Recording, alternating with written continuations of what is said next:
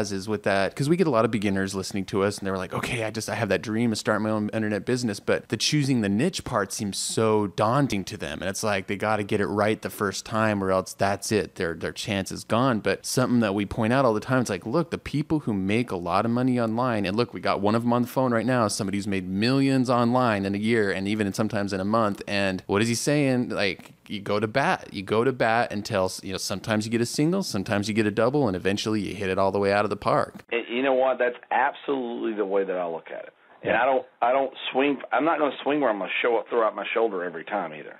I mean, you can't. You just can't fall in love with what you're doing. I mean, one of the saddest stories, I know you guys get them too. So one of the saddest stories in the world I ever get, I get somebody call me on the phone and go, hey, Perry, I've been working on this product for the last 2 years and creating this thing, and I've been da-da-da-da-da-da-da-da-da. And, I put it up, and I got my website, and I got some traffic, and, man, I haven't sold any. And you just got to go, dude, you don't have a market. It's not. It doesn't work. And they're thinking 2 years. I believe in massive action of creating front end products as quickly as is humanly possible for as least risk as is humanly possible. Getting them out into the market and seeing what has traction. I mean, I can usually create a product, an information product, in a day or two, and depending on a day usually. To be frank, usually a day. And it's not hard. I mean, people make this thing make it so complicated. I mean, what we're doing right now is valuable. What we're talking about right now is valuable to people who need this information. So let's say, for instance, that you, I'll give you an example. I've got a guy right now I'm about to work on a product with that used to be he was the recruiter for the New York Fire Department. So we're doing a product he's been wanting to do a product for 2 years on how to get hired by your local fire department.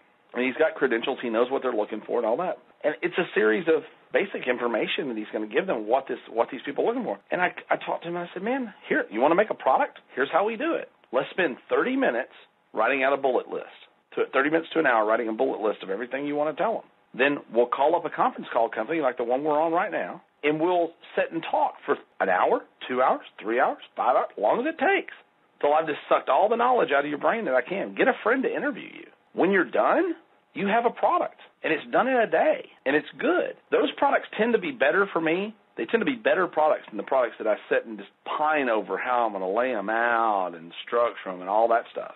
If people want to hear from real people with real experience, they want to hear real conversations. If you sniffle, snarf, laugh, cuss, whatever it is you do in the middle of the thing, just let it go. There's a guy, Bill Myers, who's just a genius at making video products. He has a bunch of other stuff, but he has something we incorporate in all of our products. When I start a product, the first thing I'll tell somebody, the auto product, is, hey, number one, I'm not a lawyer.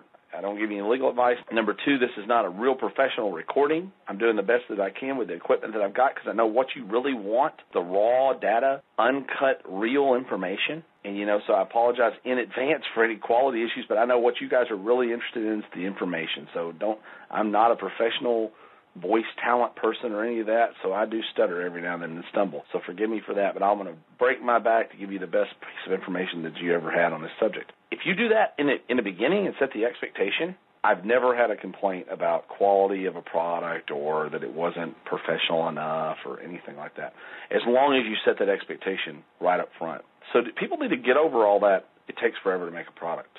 Well, that's powerful stuff. And I think anyone listening to this who's having, just been, for several days or several months been hung up on the what's my niche, what's my product, how do I get started? The last 5 minutes of our conversation, I think, just solved that for you. I mean, that's really, you adopt that mindset, and from there, it's just a matter of time till you make money. You just keep at it. And you know what? If all else fails, I just looked it up, and tamponsandtorpedoes.com is available. So you can always go and do that one. That's everybody needs that. And okay, go ahead. I guess that's all I got on that. All right. Well, that's good stuff. So we better move on quick on that one, right? Okay, so you've given us a lot of great mindset, and one of the things we like to talk about a lot on Internet Business Mastery is mindset. So what do you see as the most important thing a new Internet entrepreneur can do to develop the right mindset for succeeding? You know what I found over time, and honestly, that's a really good question because I never really had an answer to that. People would ask me about that, and I've been fortunate to have kind of a burning sensation in my gut every morning when I wake up to go do something. But you know what I think after watching so many people is this is what I believe firmly. If you want the very best in life, the best that you can have, if you want to be the best that you can be, you've got to 100% believe that you deserve the best. And I think that's one of the biggest holes out there for most people. Like, well, I don't know if I want to do this recording to say I'm an expert about this or that. I'm pretty good at it. I've been doing it for however long, but I don't know. You know, the deal is, whoever the expert is in your field is the guy that hung out the shingle first that said he was an expert. That's just the truth of that. Yeah. And you know, you've got to understand and know that you deserve success as much as the next guy does. You absolutely do. You got to set some goals for yourself. I think people grossly underestimate what they can do I think they grossly overestimate what they can do in a year, and they grossly underestimate what they can do in 10 years. If you work for like Federal Express, for instance, they've grown that company crazy because every employee at Federal Express has to turn in every 6 months, I think it is, the revisions to their 1-year, 5-year, and 10-year personal career path plan. Everybody at Federal Express has a 10-year plan of where they're going to be. I didn't know that. If you look at this is a pretty amazing example. The Japanese people, right? They got the snot bombed out of them in World War II, right? So they're going through recovery in the 50s. In 1960, they convened and they said, you know what we're going to do? In the next 10 years, we're going to be the largest manufacturer of textiles in the world. We're going to focus all of our energy on that. We're going to set that goal, and we will not fail. And 10 years later, they were the largest manufacturer of textiles in the world. Wow.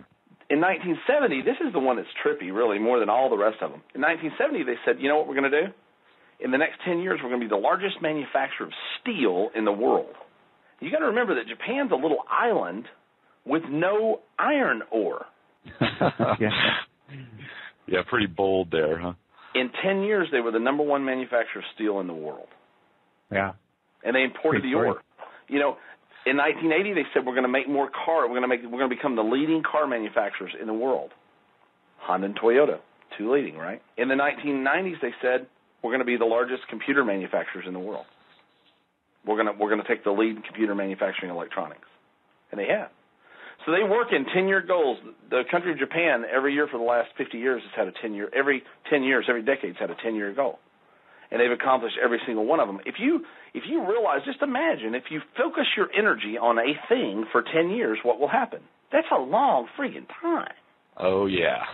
I mean, you can do some amazing things and really change the world. I think you got to have this is my formula I'll give you my little formula for goals, and then we'll move on to real technical stuff as it pertains to social media, or stuff as it pertains to social media, I guess. But, I mean, here's the thing with goals. There are two parts of a goal that I think most people miss, okay? You got to set a goal. I usually have a monetary tag to that goal. It's not the goal. It's just a tag that goes along with it. Let's say I wanted to build an internet hosting business. I want it to be at least a $20 million internet hosting business. I'd want a tag on it because otherwise there's no way to keep score, right? Yeah. And I've got to have a definite date as to when I'll attain that goal. Now, a lot of people talk about those, okay? But I think that's where a lot of people stop. They go, okay, I'm going to do this, and I'm going to do it by this date. There's my goal, and I'm done. Now I've just got to go do it. Well, that's horse crap. It's not going to work. Because here's the parts you left out. You need to write these down. Number 3, you definitely need to make a list of the obligations and